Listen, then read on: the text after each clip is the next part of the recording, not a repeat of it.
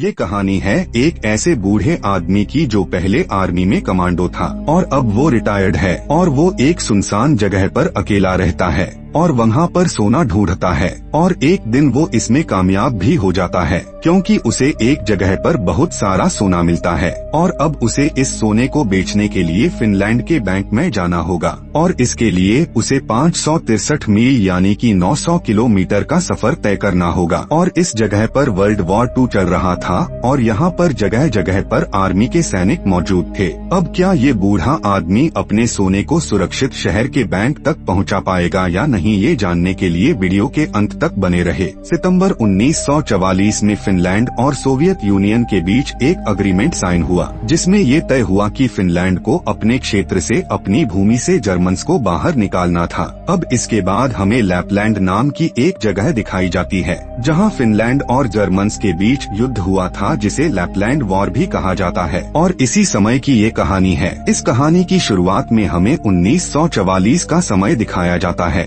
और हमें कोरपी नाम का एक बूढ़ा आदमी दिखाया जाता है जो कि पहले आर्मी में कमांडो था और अब वो अपनी जिंदगी में युद्ध को सेना को काफी पीछे छोड़ चुका है, यानी कि अब वो रिटायर्ड हो चुका है। अब वो आराम से और शांति से अपना जीवन जी रहा है और वो एक सुनसान जगह पर रहता है जहाँ पर वो सोना खोजता है ताकि उसका आगे का जीवन अच्छा बीते। अब इसके बाद हमें कोरपी को दिखाया जाता है जो एक जगह पर सोना ढूंढ रहा था और उसे उस जगह पर बहुत सारा सोना मिल जाता है। अब इसके बाद कोरपी वहाँ से सारा सोना निकाल लेता है और अगली सुबह वो तैयार होकर सारा सोना अपने घोड़े पर लादता है और कुछ हथियारों के साथ वो फिनलैंड के बैंक की तरफ निकल पड़ता है ताकि वो इस सोने को शहर के बैंक में बेच सके। उसके साथ उसका एक डॉग भी होता है और अब उसे 563 मील यानी कि 900 किलोमीटर का सफर तय करना है। अब जैसे ही कोरपी थोड़ा आगे जाता है तो उसे एक सेना की टुकड़ी मिलती है जिनके साथ कुछ लड़कियां भी होती है और उन्हें इन्होंने बंदी बनाया हुआ है। वो सैनिक कोरपी को बुरा भला बोलते हैं लेकिन कोरपी उनका कोई जवाब नहीं देता। तभी उनमें से एक सैनिक कोरपी को शूट करने लगता है लेकिन ऑफिसर उसे मन कर देता है और कहता है कि ये जहाँ जा रहा है वहाँ सिर्फ मौत है और हमारे जो साथी पीछे आ रहे हैं वो इसे वैसे भी जिंदा नहीं छोड़ेंगे। इसके बाद कोरपी और वो सेना की टुकड़ी अपने अपने रास्ते आगे बढ़ने लगते हैं और जब वह आगे बढ़ ही रहा होता है कि तभी वहाँ पर सैनिकों की दूसरी टुकड़ी आ जाती है और वो कोरपी को रोक लेते हैं और उससे पूछताछ करने लगते हैं और उसे कहते हैं कि कहीं तुम्हारे पास कोई हथियार तो नहीं है, लेकिन कोरपी उनका कोई जवाब नहीं देता। इसके बाद दूसरा सैनिक उसकी तलाशी लेने लगता है और अब उन्हें कोरपी के सोने के बारे में पता चल जाता है और वो उसे वो सोना वहीं छोड़कर जाने को कहते हैं और उसका मजाक बनाने लगते हैं, उस पर हंसने लगते हैं। लेकिन फिर भी कोरपी उन्हें कुछ नहीं बोलता और अपने डॉग को यहाँ से भागने को बोलता है और जब कोरपी का डॉग भाग रहा होता है तो वो सैनिक उस पर गोलियां चलाने लगते हैं और अब गोलियों की आवाज सुनकर उस पहली टुकड़ी का ऑफिसर ब्रूनो खुश होता है और वो सोचता है कि कोरपी को शायद मार दिया है। इधर कोरपी को बहुत ज्यादा गुस्सा आता है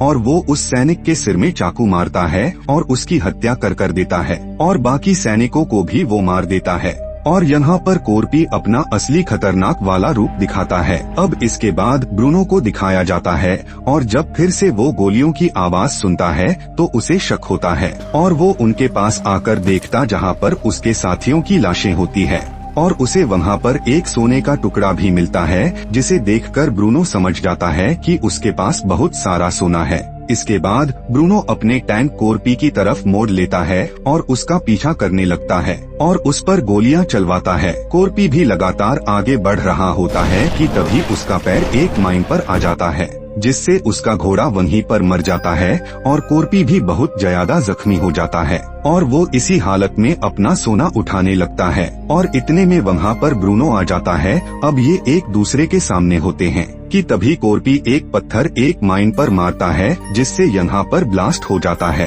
और धुआं ही धुआं हो जाता है। इधर ब्रूनो अपने सैनिकों को फायर का आर्डर देता है और कुछ देर अंधाधुंध फायरिंग के बाद वो अपने एक सैनिक को भेजता है और जब सैनिक आगे देखने जाता है तो कोरपी उस पर एक माइन फेंकता है जिससे उस सैनिक के शरीर के वहीं पर चिथड़े उड़ जाते हैं और कोरपी किसी तरह से वहाँ से बचकर निकल जाता है, यानी कि उसे एक भी गोली नहीं लगी थी। इसके बाद ब्रूनो अपने 2 और सैनिकों को उसका पीछा करने को बोलता है और वो दोनों सैनिक भी माइन पर पैर आने की वजह से मारे जाते हैं। इसके बाद ब्रूनो उन लड़कियों में से 2 लड़कियों को बुलाता है जिन्हें वो जबरदस्ती पकड़कर ले जा रहे होते हैं और उन्हें अपने टैंक के आगे चलने को बोलता है ताकि अगर कहीं भी माइन हो तो उसका टैंक बच सके और वो लड़कियां मारी जाएं। और इस तरह से वो कोरपी का पीछा करने लगता है। और इसी बीच जब ब्रूनो अपने साथी को कोरपी का बैज दिखाता है जो उसे सोने के टुकड़े के साथ मिला था, उसे देखकर उसका साथी उसे बताता है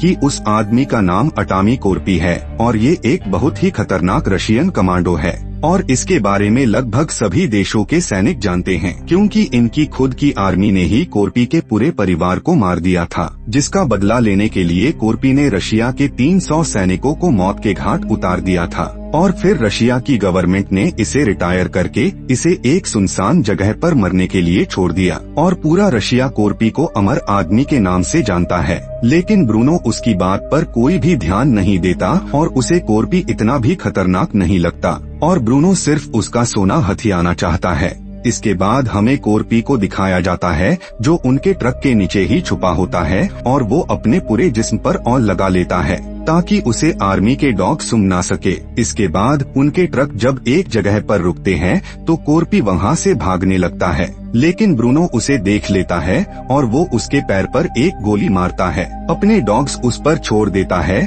और जब डॉग्स उस पर हमला करने वाले होते हैं कि तभी कोरपी खुद को आग लगा लेता है और पास के तालाब में कूद जाता है। इसके बाद ब्रूनो अपने सैनिकों को तालाब के अंदर भेजता है और वो एक बोट लेकर तालाब में जाते हैं और एक सैनिक कोरपी को पकड़ने के लिए पानी में जाता है, लेकिन कोरपी उसे पानी के अंदर ही मार देता है और साथ ही बोट पर मौजूद सैनिकों को भी मार देता है और फिर वो एक सैनिक की लाश को उठाकर वहाँ से भागने लगता है और ब्रूनो उस पर बहुत सारी गोलियां चलवाता है, लेकिन कोरपी उस लाश को अपना सुरक्षा कवच बना लेता है और उन गोलियों से बच जाता है और वहाँ से भाग जाता है। इसी बीच ब्रूनो देखता है कि कोरपी का डॉग उसके पास आ गया है, इसलिए वो इसे पकड़ लेता है। इसके बाद कोरपी को दिखाया जाता है जो पास के ही एक छोटे से शहर में जाता है, जहाँ वो देखता कि जर्मन्स ने उस शहर को पूरी तरह से जला दिया है और अब कोरपी आराम करने के लिए एक फ्यूल स्टेशन पर रुकता है, जहाँ पर उसके पास उसका डॉग आता है और उस पर बम लगा हुआ होता है। अब इससे पहले कि कोरपी उस बम को दूर करता वो बम फट जाता है और कोरपी और उसका डॉग दोनों बुरी तरह से घायल हो जाते हैं। इतने में वहाँ पर ब्रूनो आ जाता है जो कोरपी को फांसी पर लटका देता है और उसका सारा सोना लेकर यहाँ से निकल जाता है। वो सोचते हैं कोरपी मारा गया, लेकिन कोरपी मरता नहीं क्योंकि जिस पैर में उसे गोली लगी थी वो उस जख्म में एक कील से खुद को सपोर्ट लगा लेता है, जिससे उसके गर्दन में ज्यादा दबाव नहीं आता और वो बच जाता है और पूरी रात वो इसी तरह से लटका रहता है। इसके अगली सुबह नाजी सेना का एक प्लेन आता है और उसकी थोड़ी सी टक्कर उस खम्बे से होती है जिससे कोरपी को लटकाया होता है, जिसकी वजह से वो खम्बा एक साइड झुकने लगता है और कोरपी नीचे गिर जाता है। तभी 2 सैनिक उस फ्यूल स्टेशन से फ्यूल लेने जाते हैं और वहाँ पर वो कोरपी को देख लेते हैं और उनमें से एक सैनिक उसके डॉग को और उसे मारने को कहता है, लेकिन तभी कोरपी उन दोनों सैनिकों को भी मार देता है। इसके बाद कोरपी को बहुत ज्यादा गुस्सा आता है और अब कोरपी इन सब से बदला लेना चाहता है और अपना सोना वापस पाना चाहता है। इसके बाद कोरपी उन सैनिकों का प्लेन लेकर वहाँ से निकल जाता है। सीन शिफ्ट होता है और हमें ब्रूनो को दिखाया जाता है जो अपने आगे एक क्रैश प्लेन को देखता है और वहाँ पर उन सैनिकों को भी देखता है जिसे कोरपी ने ही मारा होता है, क्योंकि उनके गले में वो रस्सी होती है जिससे उन्होंने कोरपी को फांसी पर लटकाया था। ये देखकर ब्रूनो और उसके सैनिक काफी डर जाते हैं और अब ब्रूनो जल्दी से सबको यहाँ से निकलने का कहता है। सबके चेहरे पर अब डर होता है। इसके बाद 2 सैनिक उन लड़कियों के पास जाते हैं जिनमें से एक सैनिक बहुत ज्यादा डरा हुआ होता है, जिसे देखकर उन लड़कियों में से एक लड़की हंसने लगती है और जब वो सैनिक हंसने का कारण पूछते हैं तो वो लड़की बताती है, हमें कोरपी के बारे में अच्छे से पता है, उसे अमर कहा जाता है, आज तक वो कभी भी नहीं हारा। तभी वहाँ पर कोर्पी आ जाता है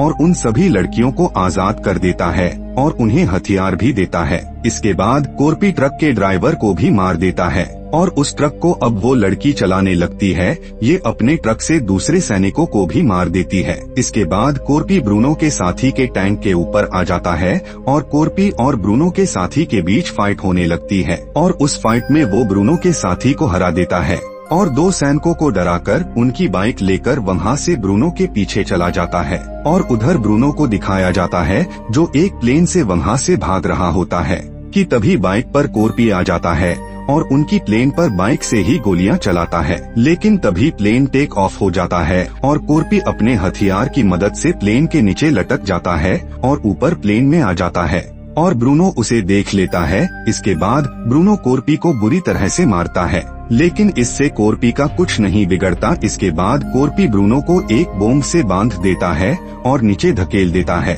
और उस बोम के फटने के साथ ही ब्रूनो की भी मृत्यु हो जाती है। इसी बीच कोर्पी देखता है कि प्लेन का पायलट भी मारा गया है, इसीलिए वो अपने सोने को लेता है और खुद को एक रस्सी से बांध लेता है और इसके बाद वो प्लेन क्रैश हो जाता है और इसके बाद हमें कोर्पी को दिखाया जाता है जो अभी भी जिंदा होता है और वो इतनी मुश्किलों का सामना करने के बाद अपने सोने को लेकर बाइक से वो शहर के बैंक तक पहुंच जाता है और वहां पर अपना सोना बेच देता है। तो ये थी कहानी सिसु मूवी की। अगर आपको ये कहानी पसंद आए तो वीडियो को लाइक करके चैनल भी जरूर सब्सक्राइब कर ले। मिलते हैं किसी और शानदार मूवी के साथ। और अगर अभी तक आपने 12th मेन मूवी को नहीं देखा तो स्क्रीन पर क्लिक करके आप 12th मेन मूवी को भी देख सकते हैं।